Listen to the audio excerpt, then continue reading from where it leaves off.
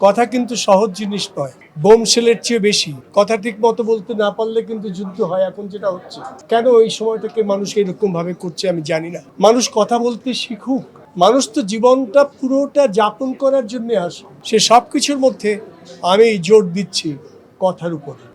যে কথাই বলুক তার সঠিক ব্যবহার দরকার। রবীন্দ্রনাথ এক সময় বলেছেন, একটা লাইন আছে তার, একটা ছোট্ট ছড়ার মতো নয়, ফুলগুলো যেন কথা, পাতাগুলো যেন চারিধারে তার কুঞ্জিত নীরবতা। রবীন্দ্রনাথের কথা আছে, ফুলগুলো যেন কথা,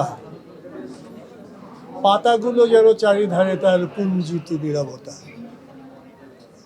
কথার অপব্যবহার ঠিক নয়। যে কথাই বলুক তার সঠিক ব্যবহার দরকার। কথা কিন্তু সহজ জিনিস নয়, বোম শেলের চেয়ে বেশি। কথার জন্য কিন্তু যুদ্ধ হয়। কথা ঠিক মতো বলতে না পারলে কিন্তু যুদ্ধ হয়, এখন যেটা হচ্ছে। সারা পৃথিবী জ্বলে যাচ্ছে। আমরা শিল্পীরা চাই না, মানুষরা চাই না, আমরা চাই না এরকম যুদ্ধ বিগ্রহ। আমরা চাই শান্তি, মানুষের শান্তিতে বসবাস করুক। A very small space of time.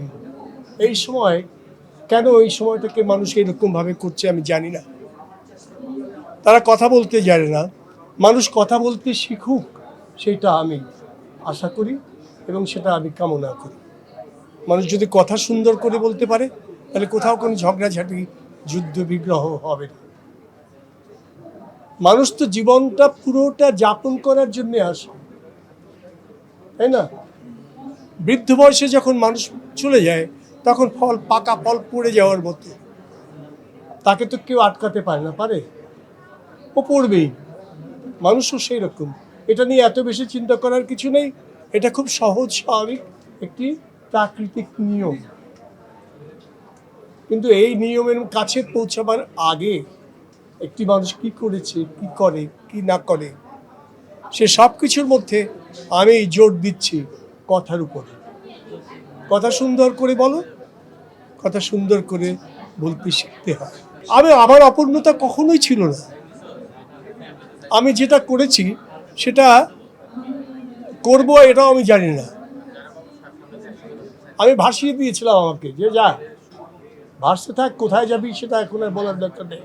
আমি কখনো এইম ইন লাইফ, ওই যে এসে দেয় না লেখার জন্য, ওইটা অ্যাটেন্ড করিনি। কারণ আমি জানি না যে আমি কি করব। আজকে এসে দেখি এইসব হয়েছে, আমি খুব খুশি, আনন্দিত।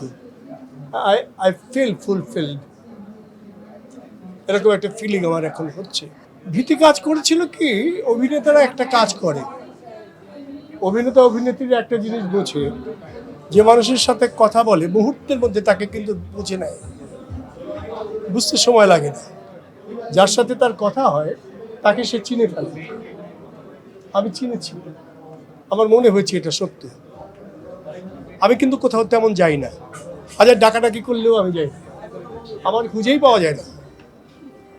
কিন্তু আমি এবার বলেছি আমি যাব, কারণ আমি জানি, আমার মনে হয়েছে, আমার মন বলেছে এটা সত্য, সত্য বলে আমি এসেছি। সত্য আমাকে আমি নিজেই ধন্যবাদ দিই যে সত্যকে আমি আইডেন্টিফাই করতে পেরেছি, শনাক্ত করতে পেরেছি। সুতরাং সত্য একটা সাংঘাতিক জিনিস। সত্য এবং সুন্দর এ দুটের কথাই আমি এখন বলি। বয়স হয়েছে তো, এখন ওকে অরিজিনাল জায়গাতে কথা বলতে হয়। আমি সত্য এবং সুন্দরকে ভালোবাসি এবং আমার দেশে যাতে মানুষ এই সত্য সুন্দরের মন্ত্রে দীক্ষিত হয় সেটা আমি চাই। কারণ আমি এতকাল ধরেই 60 বছর, তারও বেশি হবে, আমি এইগুলো করছি। এ পাগলামি। আমি অনেক কিছু করতে পারতাম, আমি কিছুই করিনি। আমি বলছি আমি কিছু করবো না, এইটা করবো, এটা আমার মন লাগে। আর দেখো আরেকটা জিনিস, আমি কিন্তু কোনদিন গ্লিসারিন দিয়ে কাঁদিনি। নাটকে বিভিন্ন সময় কাঁদতে হয় না, আমি কখনো গ্লিসারিন দিয়ে কাঁদিনি। ওটা এসে যায়, ওটা বোধের মধ্যে আনতে হয়। মানুষ যদি তার সুন্দর বোধ নিয়ে চলে তাহলে কোনো সমস্যা নেই। আমরা একটি সুন্দর পৃথিবী চাই, মানুষ যেন তার জীবন যাপন করে জীবন শেষ করে। সবাইকে ধন্যবাদ, কৃতজ্ঞতা। Thank you.